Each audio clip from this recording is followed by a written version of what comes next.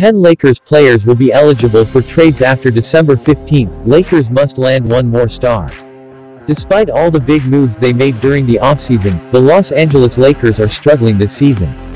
The Lakers overhauled their entire team, getting rid of almost every player in their team from last season other than LeBron James, Anthony Davis, and Talen Horton-Tucker.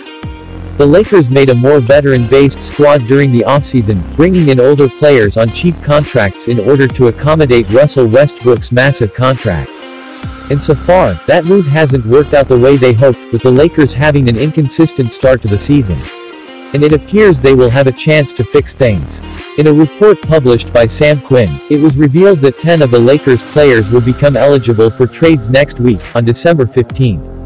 Here is a breakdown of key dates in the Lakers' near future. Key dates. December 15, 2021, 10 of the 11 free agents the Lakers signed this offseason become eligible for trades.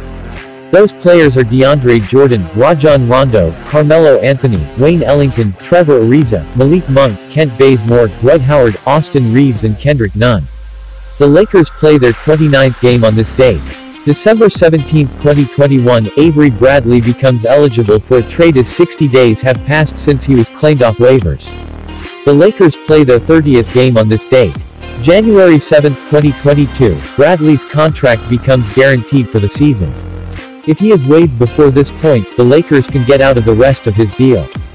The Lakers play their 40th game on this date. January 15, 2022, Talen Horton-Tucker becomes trade eligible.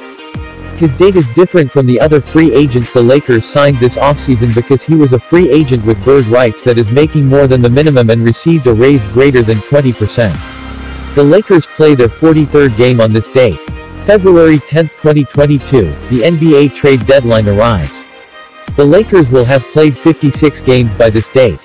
March 1, 2022, any buyout candidate who wishes to be eligible for the playoffs with a new team must be waived by his old team by this date. The Lakers play their 61st game on this date. These players include Rajon Rondo, Dwight Howard, Wayne Ellington, Malik Monk, Carmelo Anthony, Austin Reeves, Kent Bazemore, Kendrick Nunn, Trevor Ariza, and DeAndre Jordan.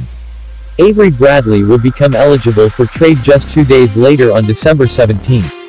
It is believed by many that this will be a very interesting trade deadline with the Lakers potentially getting rid of players that have not performed to the level that they were expected to when they were initially signed by the Lakers. On top of that, they need at least one more reliable star on their roster. Players like Carmelo Anthony, Malik Monk, Dwight Howard, and Austin Reeves will probably be safe from the trade block, as they have been performing well, with Anthony even exceeding expectations and establishing himself as a contender for 6th Man of the Year. But players like DeAndre Jordan and Trevor Ariza could be moved in order to bring in someone else. Jordan has been poor, despite initially starting for the Lakers at the center position. As for Ariza, he has been injured so far, and with his age there may be a concern that these injury issues will persist. The Lakers could trade someone like Russell Westbrook, who has not worked out the way they had hoped and is becoming more of a liability than an asset. There are several destinations where Westbrook could end up. Perhaps the Lakers would want to bring in Buddy Hield and Harrison Barnes, which could be possible through this blockbuster 3-team trade involving the 76ers and Sacramento Kings. Quinn also identified some potential players that the Lakers could trade for.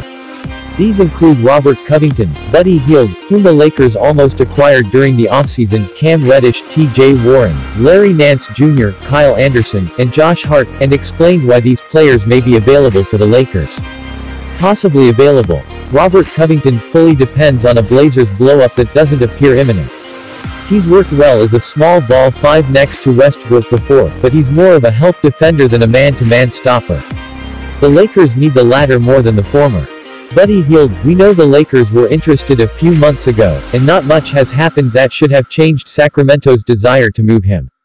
It would essentially amount to waving a white flag defensively, but the offensive upside of pairing him with the 3 incumbent stars would be enormous. Cam Reddish, he's represented by Clutch and the Hawks shopped him before the draft. Horton-Tucker has an extra year of team control and Trae Young's gravity would mask his weakness as well. The Lakers could retain an upside prospect, but get one that makes M. If you enjoyed this video and want to hear from me again, be sure to hit that subscribe button before you go.